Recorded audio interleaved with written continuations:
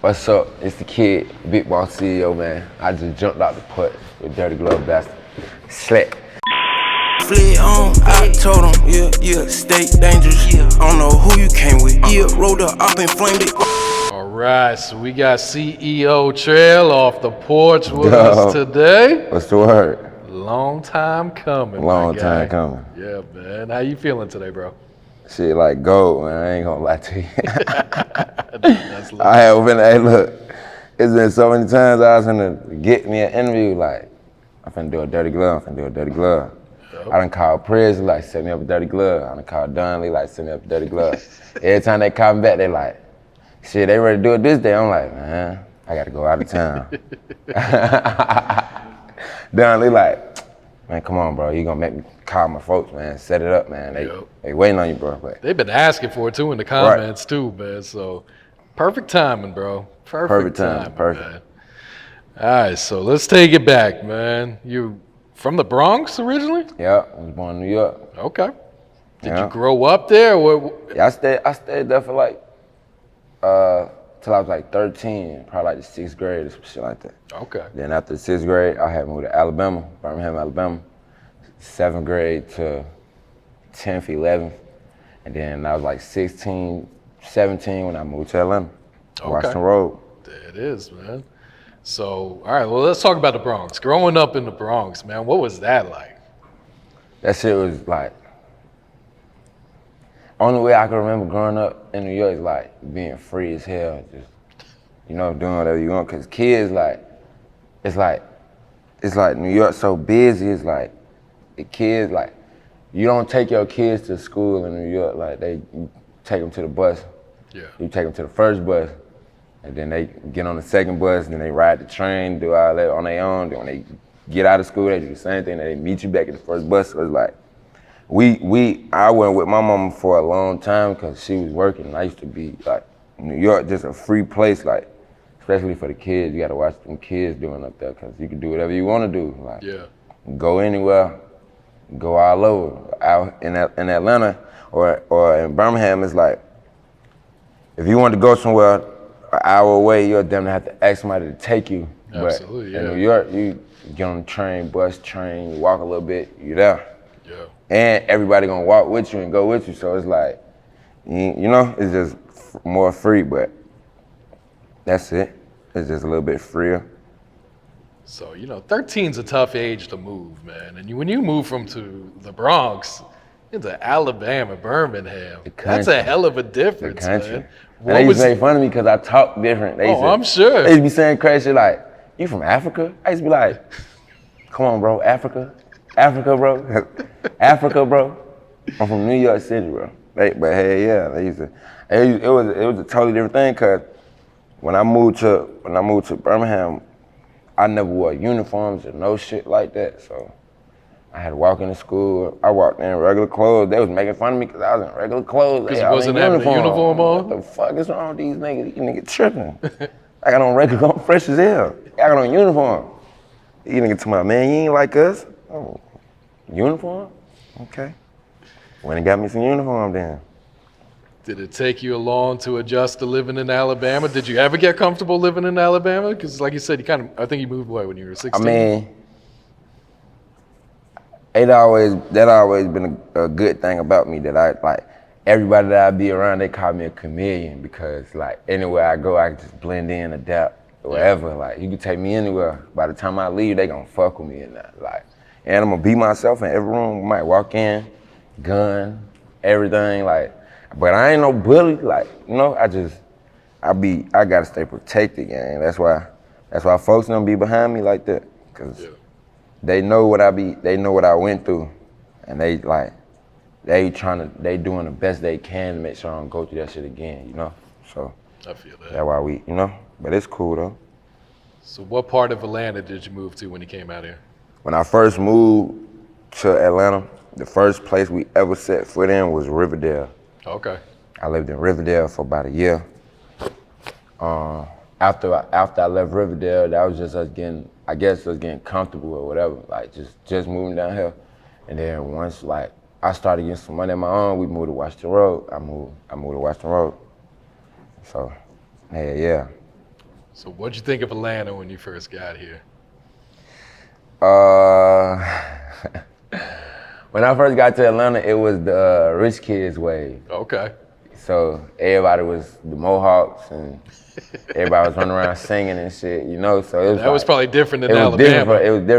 it was totally different because everybody in Alabama, you know, everybody in Alabama rap one way too. So it's like, you know, everybody rap with the deep voice and in this bitch swinging like on some Texas shit. That's how everybody in Alabama rap. So when I came here, everybody was just singing and shit. It caught me off guard, like, okay. But that shit helped me a lot because it taught me how to incorporate what Atlanta like into my music. So now it just got to the point where I could just do, if the rich kids came in here and tried to do a song with me, I'm gonna snap on that motherfucker because and I'm gonna do it my own way, you know what I'm saying? So it's like, yeah, it just taught me how like coming from New York and just only listening to shit like 50 Cent and Dipset and shit like that, then going to Alabama, and then it's like, you got your older cousins in Alabama, so they the ones putting you onto the Project Pats and the 8-Ball and MJGs and shit like that. And then when you come to Atlanta, it's like sing-song music. But that's not saying that like that's what everybody was doing, but that's like the broad music what everybody was doing, especially as a kid in Atlanta. Like if you didn't have a childhood out here if you didn't like sing Rich Kids and go to the parties and put a mohawk in your head and dye your hair blonde. Like, you didn't have no childhood out here if you didn't do that. So it's like, it showed me like, you could make you could just really just experiment. Cause that's what I really felt like they was doing. I felt like they was just experimenting, trying to find their voice. Yeah. And then people ended up liking it. So that's it just showed me that shit. You could really do anything you want to do. Like, that's it. So did you have a mohawk? Hell no. Hell no, man. I couldn't even imagine myself no motherfucker. Like, I ain't gonna lie. That was the main thing that really had me tripping, like, bro, really, like, hey, look, my brother a real gangster, like, my brother walking this bitch right now, he had damn near scared somebody, but he had a mohawk, like, so it's like, I couldn't put it past nobody, cause I'm like, all right, he got a mohawk, but he still might get down, you know? Like, that's just how my brother was, cause he damn sure had him a mohawk. I feel that, man. So when would you say you jumped off the porch, man? Did you jump off the porch in the Bronx? Hell yeah.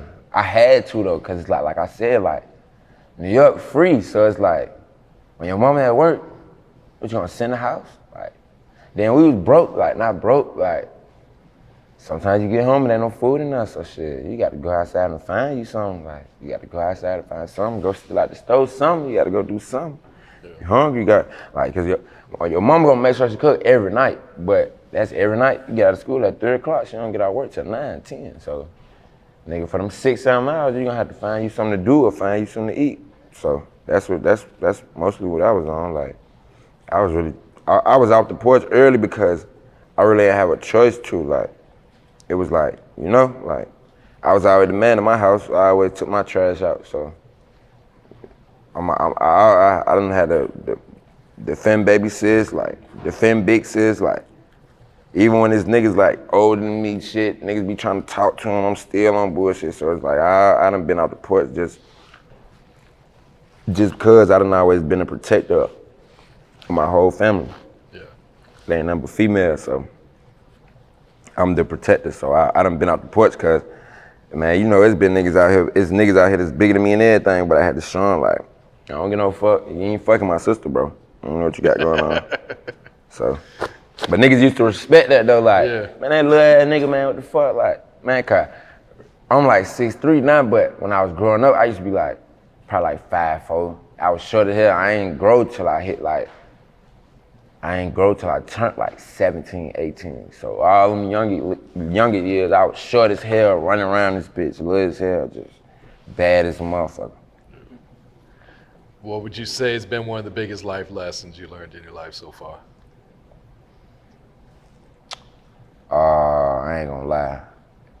When I got shot, I had to breathe real slow. Like, when I got shot, the first thing popped in my head was like, just remain calm, you know?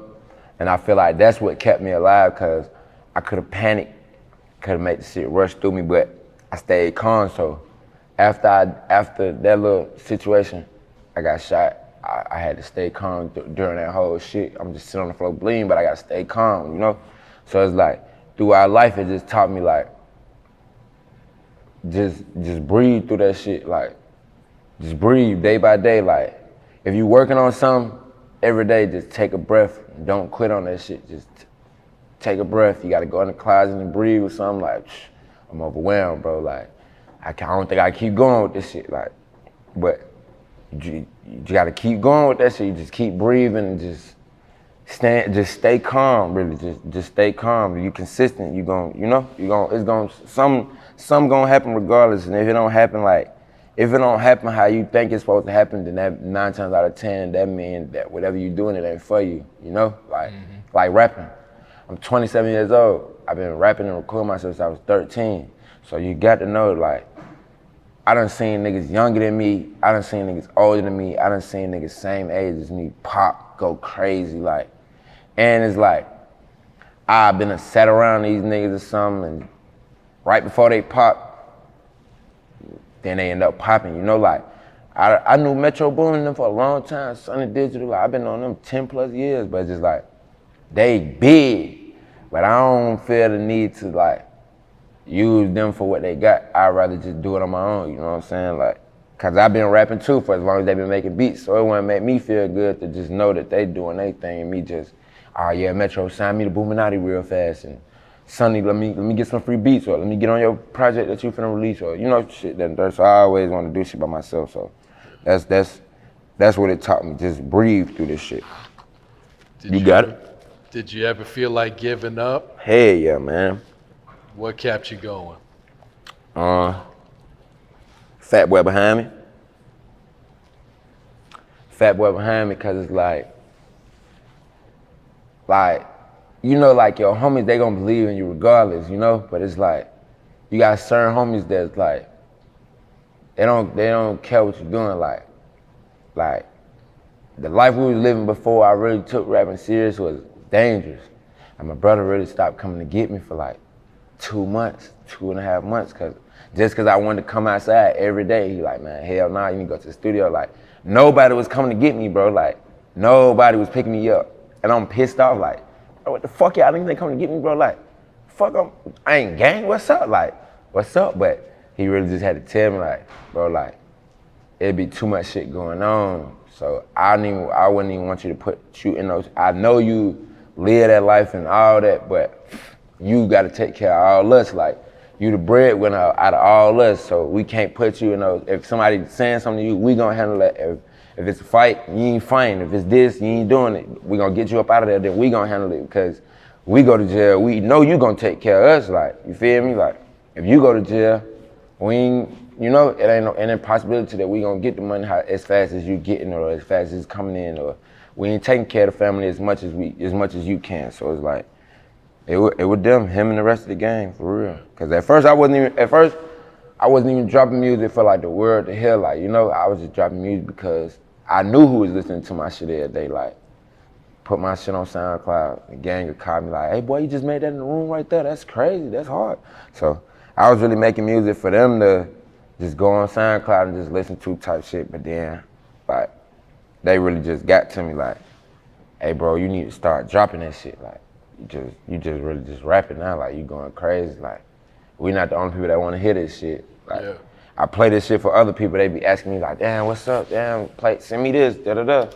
And you don't want me to send nobody no songs, bro, so you gonna have to drop these bitches yourself, like, that type shit. So hell yeah, the gang they really kept me grounded, and them days when I always felt like I wanted to quit, it's like, I never went around them saying I wanted to quit, because every time I go around them, they'll be playing a song that I hate, but they love it so much. So it's like, why the fuck is I'm finna come in there and tell them I'm quitting, and they looking at me like, you gotta keep going. Like, the songs that I hate, the songs that I really hate, they love. Like, they love and they listen to them faithfully every day. They know the lyrics, everything, like, you know? So it's just like, it feel good, cause you could be around a lot of niggas and shoot a video, and a lot of niggas won't know your lyrics. A lot of niggas will just be around dancing, all that clown shit, but look at any of my videos and any of the words and you see his mouth moving, he know exactly what he's saying. You see his mouth moving, he know what he's saying. He make my beats. It's Don Lee, he make my beats. So it's like, if the producers and shit, like, producers back in the days, you gotta lock in with the producers. But now it's like, producers just, they be so worried about going up. They'll see a nigga like me that is just up and coming, they'll come drop beats off and pull off. If somebody that they work with longer or somebody bigger than me use the beat, they'll damn near call me and tell me, hey, CFO, you can't use that beat, man. My buddy over here, he just got that beat, he gonna drop it on his album this week. You know, like that type shit, but it's like, producers come in the studio, they come in there, they make beats from scratch, they sit in there with you while you motherfucking record it, and they like the songs and they tell you like, man, make sure I'm there for the video, man. I wanna do this and third. Like, man, you can ask this man, ever since I've been rapping on his beats, we done been going in the system 50-50. Like, he'll call me when the checks come out like, hey bro, I know you putting my name on that shit, but these checks getting bigger on God. These checks is getting bigger, like straight up. So it's just like, I pride myself on taking care of the niggas that's around me. So it's like, they see I take care of them, they take care of me. They ain't gonna let me quit like that. I feel that, man. All right, so okay, cool, man. Talk about the creation of this song, and did you expect this to be the one? Hated to jumpstart everything for you? Hated it. You hated it. Hated it. Hated it. Hey man, it's like this. Okay, Cool is a cool song, right? I made it the same way I made my other songs. Situation happened. I just started rapping about the situation. It's funny, I keep going. If it's raw, I keep going. If I see reactions, I keep going. But when I get done with the song, it's like, it's up to me if I want to treat that song as if I want to put it out. I never treated that song like that. Like, I think he was on live when I was recording it, and I played it out loud. Somebody asked him for it. He sent it to him. Next thing I know, everybody got it. Like, so I'm in my mind like, it's niggas in Chicago calling me like, hey man, send me that song I just heard folks in the rhyme to, sing me song, what song? They, man, you be like, you ain't better than no perk, bitch. So I'm looking like, I gotta drop this shit. I ain't getting paid for this shit. Y'all listening to this shit? Or I gotta put this on Apple Music right now. Like, that's how I'm thinking, like, damn, everybody asking for this song, I'm finna put this shit on Apple Music, like, right now. Like, they asked for this song more than they asked for any other song ever in life. All right, drop that shit. Dropped that shit on Apple Music, uploaded it, and it was over with from there. Like, did it take off right away? It took off right away, like, and it's not even that it took off right away. Like, it took off right away, but it didn't. Like, I uploaded the audio. The audio hit 1 million in a couple months. Then once the audio hit 1 million, I had went on here and shot the video. The video at like 1.7 now. I shot the video 8. like, Don't yeah, like short 1.8, yeah. Don't short yourself. Like 1.8 for sure. But yeah, I shot the video, and then it was like, I ain't never really liked the video because I always felt like the video should have been on some like the okay cool video is too movie like, you know? Like, I would have preferred me to have some hoes and shaking ass and I'm mushing their ass, bitch, shit like that. Like, you know, like on that type time, but it's all good though. But yeah, like, that's how that shit happened. I really didn't even, man, I wasn't thinking about that fucking song, man, I swear. And I can merch it. When I dropped it, I was never thinking it was gonna be on some shit like, okay, this your single right here. Like, I wasn't even thinking that. I'm thinking like, shit, everybody listen to it. I need to get paid at the end of the month when they, you know, I don't need y'all listen to this on y'all phone. I need to get paid at the end of the month when the royalties come in. I'm trying to get paid, so shit. Yeah, I dropped that shit and then shit just started going crazy. Like every day, shit just started going crazy and crazy. Every day it's a new person, a bigger face, a bigger name. Like every day, it's just every single day. Like. Any plans to do a remix? Hell yeah, plans. The remix already in the bag. Like. Come on. Remix big. Come on, give us a hint. Come on. The remix big. I give y'all a hint. One of them saying, one of them saying, two on Slither. So. Is it gonna be on the new project or when's the remix coming out? Okay. It ain't even gonna be on a new project. Like, I don't know, I ain't gonna lie. It might be, but it's just like, I feel like everybody be so hooked on okay, cool when they hear it is like, they expect me to get on their song and just bitch, bitch. Like, that's all they want. So it's like, yeah, that's me, but it's like, I ain't really expect okay, cool to like, I got hella songs, gang. Like, I got so many songs. So it's like, when I'm looking at okay, cool, and I'm like, okay, cool is the song. I just said bitch 67 times, like, and this the song that's going crazy. This is the one I that said, they fuck yeah, bitch, you cool, but you ain't better than no perk, bitch. And the bitches is going crazy. Like, I just said you ain't better than no perk, and you love that. Okay, cool. So it's like, and then it's like the fact that I named the song okay, cool is like, okay, cool, bitch, all right, whatever. So it's like, it all just went together, so I feel like that's why. And then it's like, it's probably because that song is like the purest I ever been in the studio, like pure as hell, just hell beat rapping. I'm talking about a situation, I start rapping about the situation, and everybody looking at me like, boy, he tweaking. Like, that shit just went crazy, man. I never really thought, okay, cool was gonna be the one. But when everybody was talking about it, I just dropped that shit. Like, I gotta, like, not so much as this is the hit, but I gotta get paid off this shit they stop liking the song. Like, you know, I don't want them to play out the song and they files, and then when I drop it on Apple Music, they like, oh man, this shit 6 months old, or man, that shit he made that shit a year ago. So once everybody started getting it, and I seen everybody asking about it, and motherfuckers on Twitter like, what's that song? Yeah, bitch, you cool, you ain't better than, what he say, da-da-da. Once I started seeing that shit on Twitter, like, it was crazy. Like, I just dropped that shit. And Chicago really play a big part in that shit. Like, Chicago play a gigantic part in me being on this porch right now. Like, one of the biggest parts. Like, this man right here, like, this nigga right here, like, ever since the first day we met, we went to the studio, and ever since he seen me rap in the studio, he told everybody he bumped into, like, whether it was the person on the street, regular person, or whether he ran into P or Rocco at the gas station or some shit, he'd tell him like, hey, put my brother in your CD player, in your MP3 right now, listen to it, like, listen to it. So, a lot of motherfuckers around the city, it was already knowing who I am just because of the fact that he'd be outside 24/7. He always outside. You never know where you might see that fat ass nigga at. So when you see him and you look like somebody that can do something in the music business, he damn near gonna walk up on you like, hey, you never heard of CEO Trayle? You never da-da-da? Like, he on that type of time, so, you know. Yeah, my boy. Yeah, that 30 clip we just dropped, Jetty. Out now on World Don Star. Lee, for sure. Don Lee, Jetty script, man, you know. The sticks that's being held up in the back, man, you know, I ain't gonna point, but you know, he ain't far. All right, so new project dropping next Saturday, man. What should we expect to hear on here, man? Expect to hear, you could definitely expect to hear B, and like,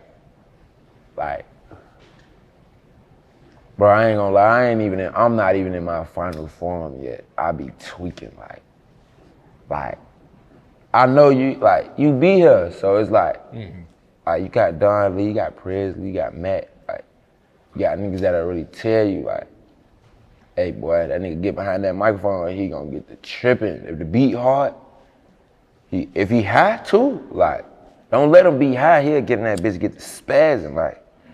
So it's like, expect you to hear me, expect me to not go nowhere when you hear this shit on the 22nd. Stay dangerous, May 22nd, I ain't going nowhere. Who are some of the producers you've been working with? My niggas, my same niggas I've been working with. Only exception is a new producer I be working with. His name Nuri. I met him down in Miami, but he be going crazy. He already platinum and everything. He damn near platinum, so he be going crazy. Yeah, he was already a fan of me. First thing he said when I met him, he like, man, you know, you helped me get through a bad point in my life, man, a relationship. Like, that's what okay, cool doing for motherfuckers. Like, I'm tripping about a bitch, like, bitch, fuck you, hoe. Like, that's the premise of the song. Like, all right, bitch, fuck you. Like, I tried to show you who I was before the money and shit came. You ain't want to figure it out. Fuck you. I'm rich now. Like, that's just how it is. Like, and he just walked up on me like, hey, man, I was going through a real dry spell, man, when my girl cheated on me and da-da-da. Like, that's what I tell him. Hey, man, I got you. Fuck these hoes. First thing I said to him, we locked in from that point. Hey, man, fuck these bitches, man, I got you.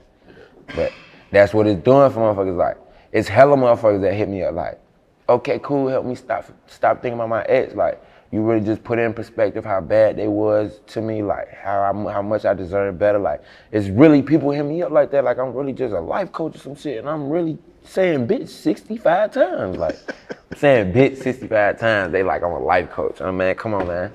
That ain't what that's for. That ain't what that's for, man. But shit, take it how you want. Like, that's what I just learned how to start doing that shit too. Just letting the fans interpret it as they want to. But like, whatever my meaning is for it, I don't even tell them my meaning. I just let them do what they want to do with it. Cause it's like, it don't only show how I feel. Like, it show how you feel. It show how you feel. You get mad at a bitch right now and put that song on. You be like, damn, that nigga spin. Like, man, he right, fuck that bitch, man.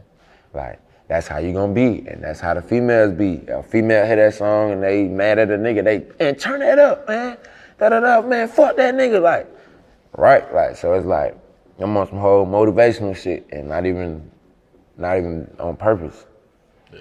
So if they can take that and take it as motivational, then they'll take the rest of my shit and just really get it, like, really feel good about it. So what was your reaction when you learned you're gonna be at Rolling Loud and Lyrical? Hey, man. My reaction when I found out I was gonna be at Rolling Loud, bulletproof the trucks. Tweaking. Bulletproof all the trucks, man. We bulletproofing the trucks with Rolling Loud and the Lyrical Lemonade Fest. But nah, it's crazy because the day before I found out I was on Rolling Loud, I was in LA with Gunna and Cash XO. And Cash introduced me to Travis Scott.